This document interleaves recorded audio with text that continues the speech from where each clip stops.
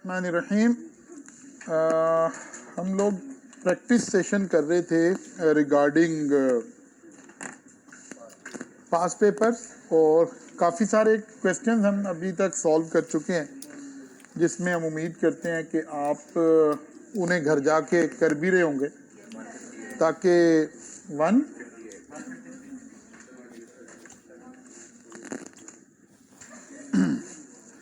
इनमें से इसी तरह चलते चलते जी आज एक और पास पेपर के क्वेश्चंस को हम देख रहे हैं ताकि आपके अंदर से ये खौफ दूर हो कि जब एग्ज़ाम में सवाल आएंगे तो वो तो बड़े मुश्किल आएंगे, वो तो इस तरह का नॉलेज होगा कि वो तो पता नहीं कहाँ से नाजिल हुए होंगे।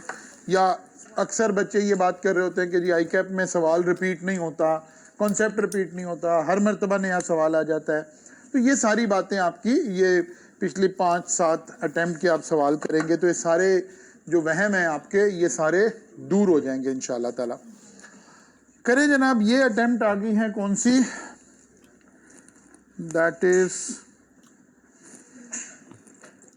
अटेम्प्ट यहाँ लिखी नहीं हुई है, 23 की है, नहीं 23 की नहीं, 21-22 की है। बहरहाल ये सारे करीबी अटेम्प्ट के सवाल हैं।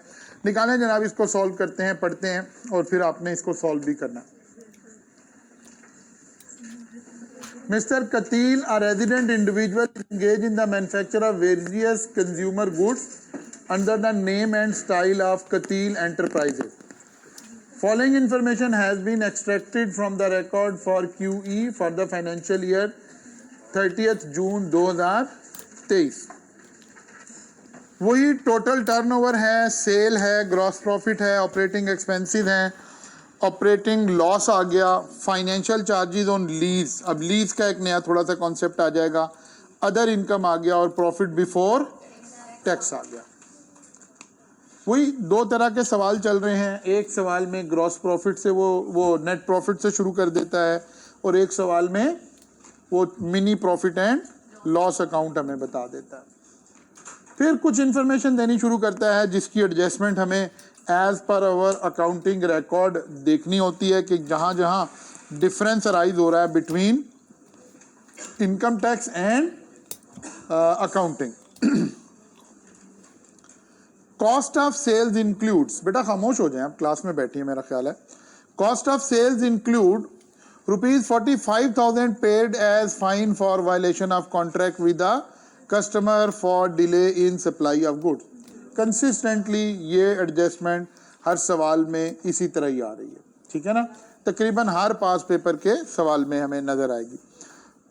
Accounting depreciation 2.4 million including depreciation on lease assets, including depreciation on lease asset. इसका मतलब है ये तो एक दफ़ा तो डिसअलाउ होनी है। हाँ, लीज एसेट का एक एडिशनल कैरेक्टर है जो हम यहाँ पर आज के सवाल में देख भी रहे होंगे। Operating expenses include 4,50,000 paid for renewal of a licence for 15 year licence.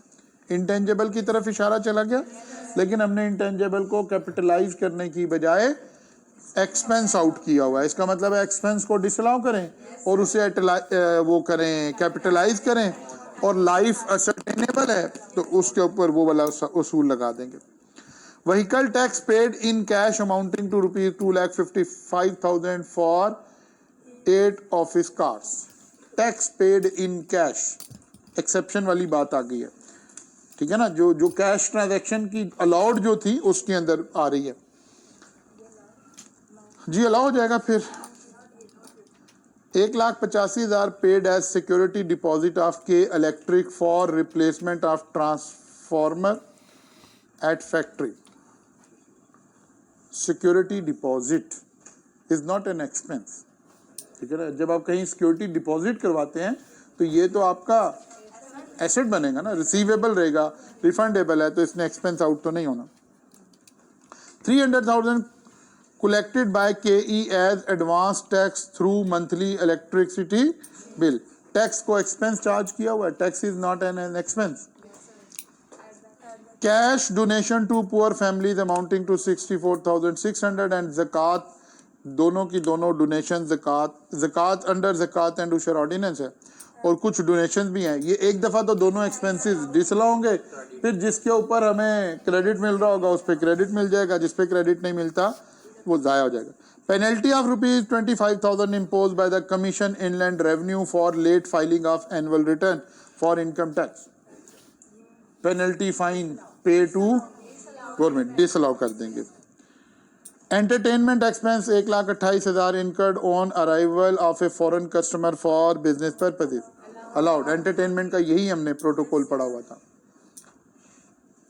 30th June 2023 leased machinery was transferred to Katil on maturity of lease।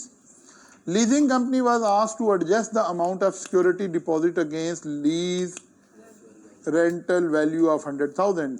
The date of commencement of lease was 1st July 2018। Lease rental paid during the year 2,70,000। On the date of maturity, accounting written down value and market value of the machinery was 5,90,000 and 8 lakh respectively। Lease का एक concept, यानी एक होता है कि कोई भी सवाल जब एग्जामिनर बनाता है ना तो उसमें कोई एक डोमिनेट कर रहा होता है कॉन्सेप्ट, जिसको बुनियाद बनाकर वो सोचता है यार ये बात मैंने थोड़ी डिटेल से पूछनी है। तो इस सवाल में बेसिकली लीज का कॉन्सेप्ट थोड़ा डिटेल से पूछा जा रहा है।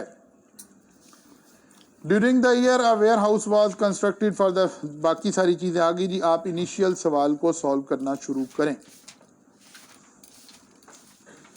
आप क्वेश्चन को सॉल्व करना शुरू करें। आपके पास मैंने उस पे व्हाट्सएप पे भी दिया हुआ है ताकि आप वहां से इसको रीड कर लें।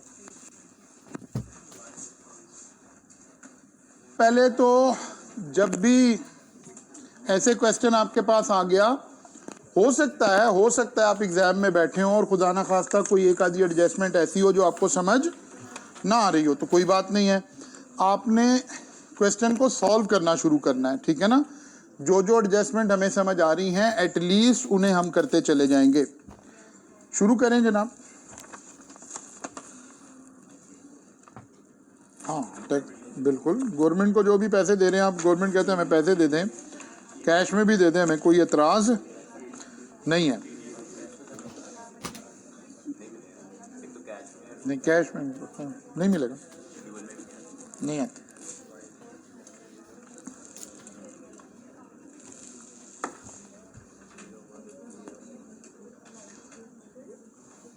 अच्छा जी, अब इस सवाल में बाकी सारी चीज़ें अभी हम दोबारा करते हैं, टैली भी करते हैं। आपने क्या किया, जो मेन कोर एरिया है that is lease assets. Lease assets में मोटे मोटे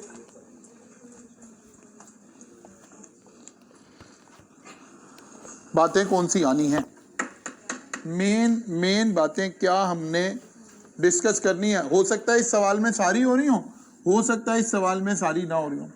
मसलन लीज एसेट्स के ऊपर अकाउंटिंग डेप्रिसिएशन, ठीक है ना। लीज एसेट्स के ऊपर अकाउंटिंग डेप्रिसिएशन एक पहला प्रॉब्लम हो सकता है।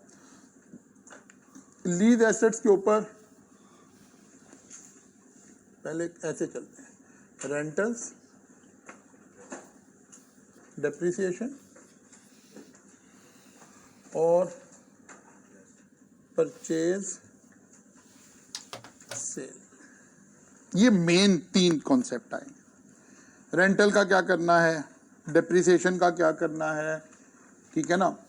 अब डेप्रिसिएशन तो उसी तरह ही चलेगी जो अकाउंटिंग की आ रही है, ये हम डिसअलाउ कर देंगे, और जो टैक्स की आ रही है, टैक्स की नहीं आएगी बल्कि इसकी जगह क्या आएगा, रेंटल।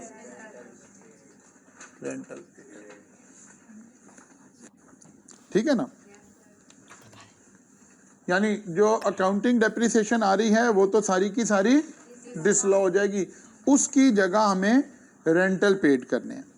अब जो रेंटल पेड है, रेंटल के अंदर प्रिंसिपल भी है और इंटरेस्ट भी है, जाहिर है इन दोनों को जमा करना है, ठीक है ना। अब एग्जामिनर क्या करता है, कंफ्यूज करने के लिए, जैसे इस सवाल में भी उसने किया, उसने आपको फेस ऑफ द जो है ना क्वेश्चन, वहां पर आपको एक कंफ्यूजन क्रिएट की उसने, जो कि अकाउंटेंट तो ऐसे ही कर रहा है, असल में उसने भी नहीं की। अकाउंटेंट क्या करता है, एसेट को रिकॉग्नाइज करता है, अपना एसेट, उसके ऊपर डेप्रिसिएशन लेनी शुरू करता है। रेंटल को जिन लोगों ने FR2 में लीज का वो पढ़ लिया है, IES पढ़ लिया है, हम लीज रीपेमेंट शेड्यूल जो है वो बनाते हैं और उसमें से प्रिंसिपल अमाउंट अलग करते हैं और इंटरेस्ट अलग करते हैं। ये जो इंटरेस्ट है अकाउंटिंग में इसे एक्सपेंस चार्ज करते हैं और ये तो हम अपनी लाइबिलिटी की प्रिंसिपल पेमेंट कर रहे होते हैं। इसकी जगह हमने पहले ही एसेट जो है वो कॉस्ट पे बुक किया होता है, उसकी डेप्रिसिएशन आ रही होती है। यानी अकाउंटिंग में नॉर्मली एक अच्छे सवाल में दो इफेक्ट नजर आएंगे, एक अकाउंटिंग डेप्रिसिएशन और एक फाइनेंशियल चार्जेस। ठीक है ना, ये देखें उसने फाइनेंशियल चार्जेस यहाँ डाले हुए कितने जी, 35,700 थे। अब ये फाइनेंशियल चार्जेस एक्चुअली अलाउड हैं, एक्चुअली अलाउड है, हमें टैक्स में भी अलाउड है। लेकिन प्रॉब्लम क्या है, ये ऐसे अलाउड नहीं है बल्कि रेंटल के अंदर बिल्ट इन होके अलाउड है ये अलाउड ही। या तो एग्जामिनर हमें सवाल में कभी अगली दफ़ा, वो जो मैं कहता हूँ लास्ट लेक्चर जिन बच्चों ने लिया कि सिग्नलिंग इफेक्ट देता है, इस दफ़ा उसने क्या किया, फाइनेंशियल चार्जेस अलग दिए हैं, नीचे रेंटल इकट्ठे दिए हुए हैं। Rental paid during the year कितने दिए हुए हैं, 2,70,000। अगर फर्ज करें वो कहता है जी rental paid during the year जो है ना, हमने ज़रा 35,000 माइनस करें, फाइनेंशियल चार्जेस कितने, 35,703 में से 2,70,000 माइनस करें, 2,02,000 और ये आ गया 35,700। अगर अगली दफा एग्जामिनर सिग्नलिंग इफेक्ट की वजह से कहीं ये ब्रेकअप दे दे नीचे जाके कि प्रिंसिपल अमाउंट इन रेंटल, अब फाइनेंशियल चार्जेस ना बताए और ये बताए कि 2,34,297 के प्रिंसिपल पे किया है हमने रेंटल्स में, सिर्फ इतनी बात बताए। अब हमने सवाल कैसे हल करना है कि प्रिंसिपल भी अलाउ होना है, इंटरेस्ट ऑलरेडी अलाउ हुआ है, तो फिर ये नो ट्रीटमेंट में जानी थी बात। ये मेरी बात समझ रहे हैं, अलाउ दोनों चीजें होनी है। लेकिन इस सवाल को कैसे हमने लेके चलना है, क्योंकि पूरा रेंटल दिया हुआ है तो फिर फाइनेंशियल चार्जेस ये तो 2 दफा अलाउ हो जाएंगे ना। हम फाइनेंशियल चार्जेस को डिसअलाउ करेंगे, एक दफा लीज के फाइनेंशियल चार्जेस को डिसअलाउ कर देंगे और 2,70,000 पूरा उठा के अलाउ कर देंगे। एक्चुअली ये किसी ग्राउंड पर डिसअलाउ नहीं हो रहे, हमें 270 टोटल चार्ज करना है। अगर इसे भी रहने देंगे वो तो ज्यादा चार्ज हो जाएगा, ठीक है ना, इसलिए हमने इसको डिसअलाउ कर दिया। लेकिन अगर किसी सवाल में वो लीज रेंटल का खाली प्रिंसिपल बता दे तो फिर ये डिसअलाउ नहीं करना। ये बात समझ आ गई। लीज में तीसरा इशू क्या इन्वॉल्व करेगा, वो कोई लीज मैच्योर हो रही होगी, जैसे यहां एक लीज मैच्योर हो रही है।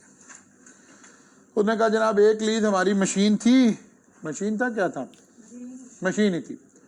वो कहता है जी on maturity of the accounting written down value, अच्छा नहीं उससे पीछे चल रहा है, 30 June lease machinery was transferred to कतील on the maturity of the lease. The leasing company was asked to adjust the amount of security deposit against value, bargain purchase option। पढ़ा था हमने कहा था कि यार जब लीज एसेट आएगा ना तो परचेज प्राइस या बार्गेन परचेज प्राइस जो है उस पर एसेट हम अपनी किताबों में एडिशन में डालेंगे। वो कहते यार लीज वाले ने क्या किया, शुरू में ना एक सिक्योरिटी डिपॉजिट लिया था हमारे से 1 लाख रुपया और स्क्रैप वैल्यू भी 1 लाख की रखी हुई थी, हैं?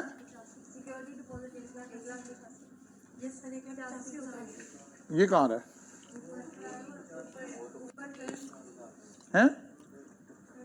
इससे पिछले पॉइंट में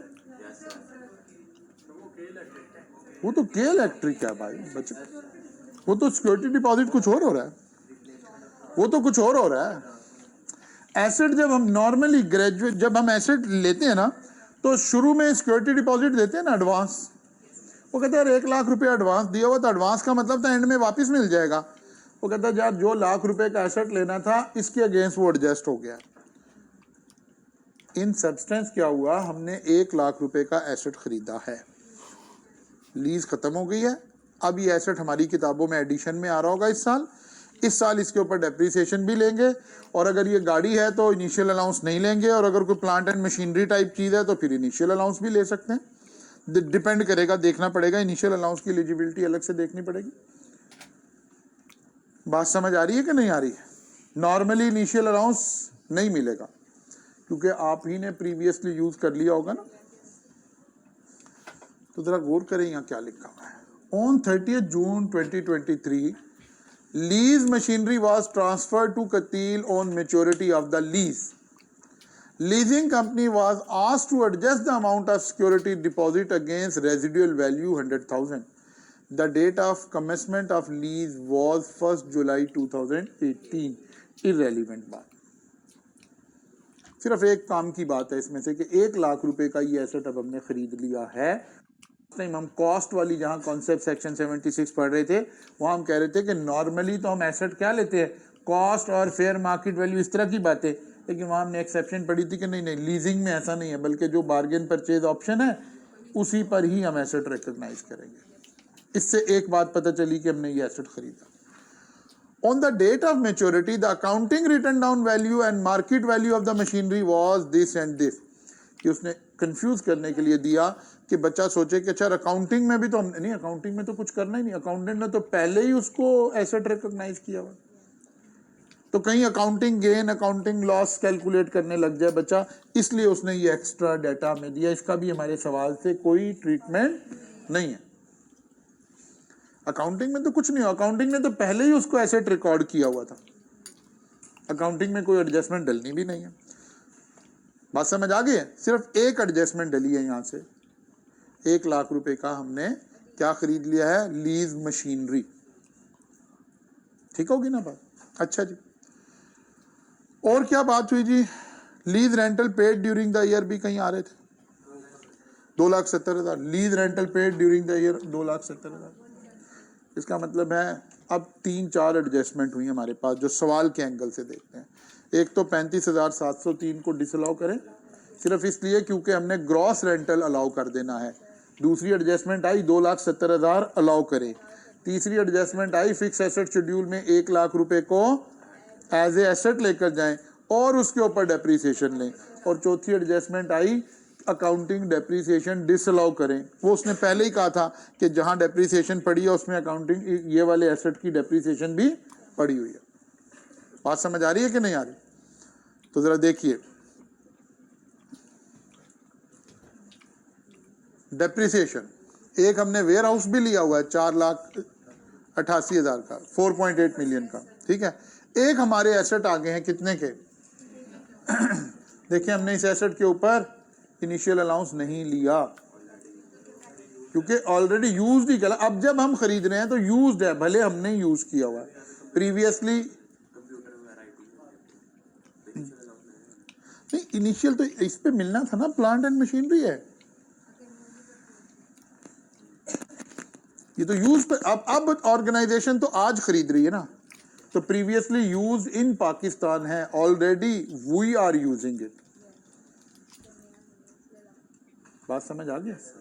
अच्छा जी, इसका मतलब है आप ऐसे कहिए, जब भी लीज एसेट हमें ट्रांसफर होगा तो इनिशियल अलाउंस नहीं मिला करेगा, बिकॉज ये यूज की डेफिनेशन में आ जाएगा।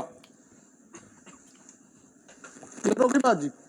अब आते हैं जनाब, हम अपने सवाल को नॉर्मली देखते हैं। आपने यहां से शुरू किया, 28 लाख रुपए से शुरू किया। Add inadmissible expenses accounting depreciation including on lease asset. अगर लीज एसेट की डेप्रिसिएशन अलग दी जाती तो हमने उसे भी डिसअलाउ करना था ना। बाद दफा एग्जामिनर अलग देकर ये इसको पूछेगा आपसे। फिर वो रिन्यूअल ऑफ लाइसेंस हमने एक्सपेंस आउट कर दिया था 4.5 लाख रुपए का, जबकि अब हमने उसको इंटेंजेबल बनाना है और वहां से 15 साल के ऊपर उसको मोटाइज करके लेकर आएगा। सिक्योरिटी डिपॉजिट के ई को हमने सिक्योरिटी डिपॉजिट दिया। Security deposit is not an expense, ये तो खर्चा नहीं है ना, ये तो एसेट है आपका, रिसीवेबल है आपका। तो इसलिए एक्सपेंस नहीं गया, ये भी हमने डिसलॉ कर दिया। एडवांस टैक्स कलेक्टेड बाय केई, ये क्यों, ये तो लाइबिलिटी में एडजस्ट होगा जाकर, डोनेशन नहीं है। हाँ, अगर अलाउ होंगी तो क्रेडिट में जाएंगी, ज़कात अपनी जगह पे जाएगी, ठीक है ना, एक्सपेंस पे जाएगी, स्ट्रेट डिडक्शन पे जाएगी।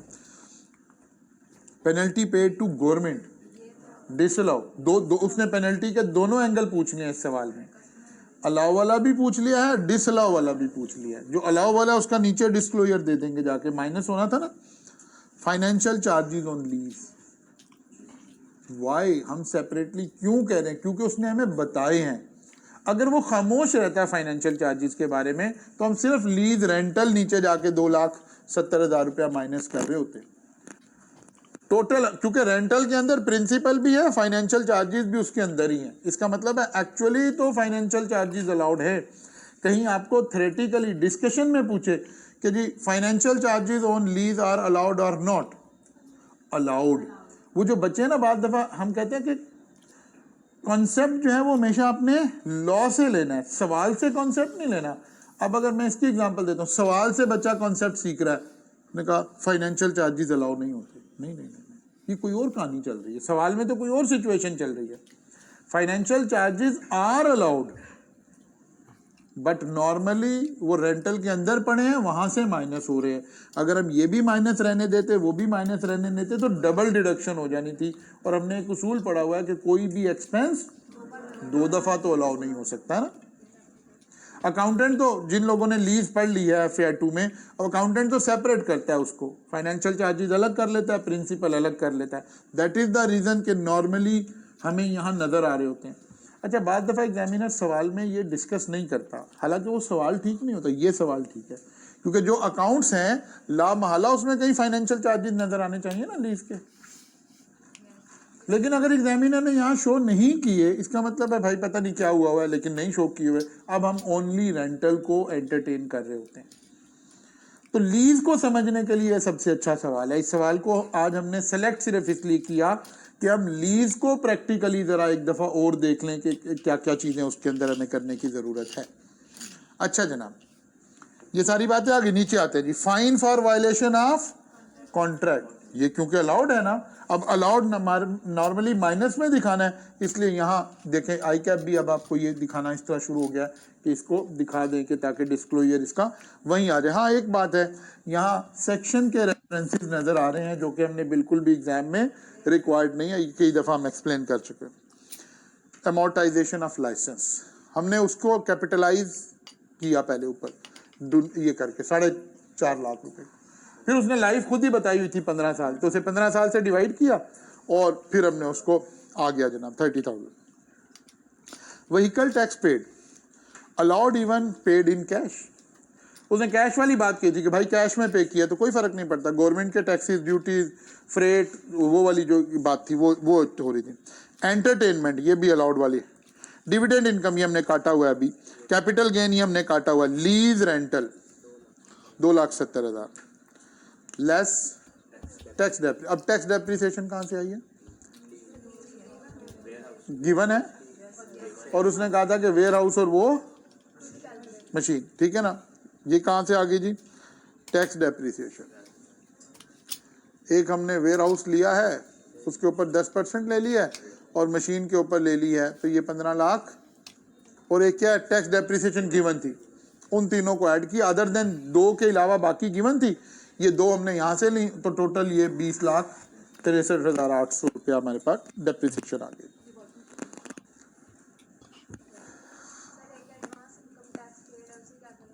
उसे एंड में टैक्स लाइबिलिटी में जाके एडजस्ट करेंगे ना।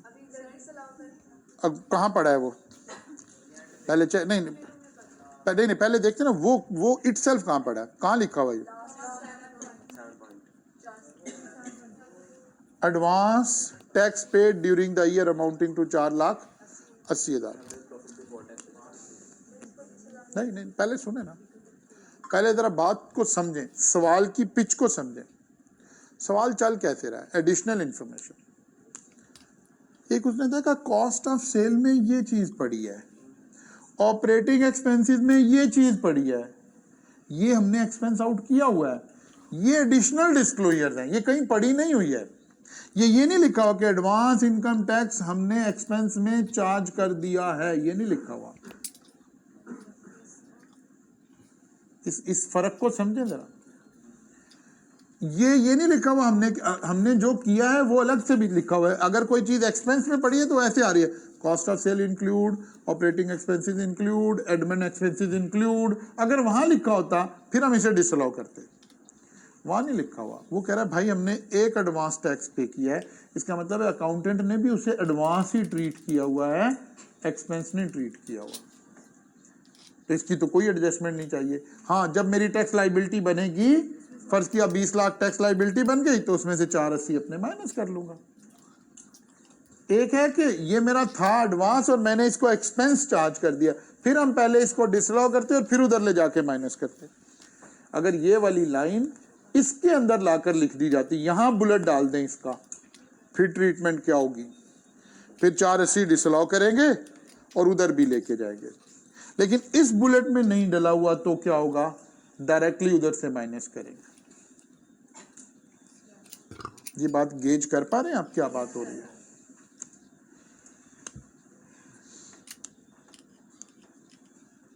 बात समझ आ रही? जैसे यहां लिखा हो, इस वाली बात से समझ। उसने कहा जी 4.5 लाख रुपया हमने लाइसेंस रिन्यू करवाया है 15 साल वाला, लेकिन हमने कितना चार्ज कर दिया, 4.5 का 4.5। इससे पहले मैंने आपको एक सवाल हल करवाया था इंटेंजिबल का, इसी तरह उसने कहा था कि इतने पैसे थे और अकाउंटेंट ने इतनी डेप्रिसिएशन चार्ज की हुई है, वो 3200 रुपया आ रहा था उसमें। तो असल में लैंग्वेज ने डिफाइन करना है कि मेरी एडजस्टमेंट क्या होनी है। यहां अकाउंटेंट ने 4.5 का 4.5 ही एक्सपेंस आउट कर दिया। फर्ज करें वो कहता जी अकाउंटेंट जो है ना वो इसके ऊपर 10% अमोर्टाइजेशन चार्ज कर रहा है, इसका मतलब एक्सपेंस में 45,000 गया हुआ है, तो 45 को डिसअलाउ करेंगे और फिर टैक्स वाला तो कह रहा नहीं भाई परसेंटेज आपने नहीं निकालनी, मैं बताता हूं कैसे करना।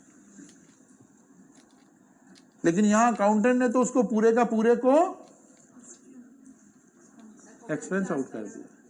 तो यही तो बात हमने सीखनी है। इसीलिए मैं अक्सर ये कहता हूं कि जब आप ये वाले सवाल कर रहे हैं तो आपके जहन में जो बात, एक तो टेक्स्ट तो है ही है ना, आपके जहन में जो बात मौजूद होनी चाहिए उस वक्त रेक्टिफिकेशन ऑफ एरर वाला कॉन्सेप्ट जहन में होना चाहिए कि इस वक्त हम जो अकाउंटेंट की ऐसी ट्रीटमेंट जो हमारे टैक्स से कॉन्फ्लिक्ट कर रही है, हम उसे रेक्टिफिकेशन ऑफ एरर समझ रहे हैं, हम उसे एरर समझ रहे हैं, उसे ठीक कर रहे हैं। बात समझ आ रही है? हम उसे एरर समझ रहे हैं और उसको ठीक कर रहे हैं टैक्स के एंगल से।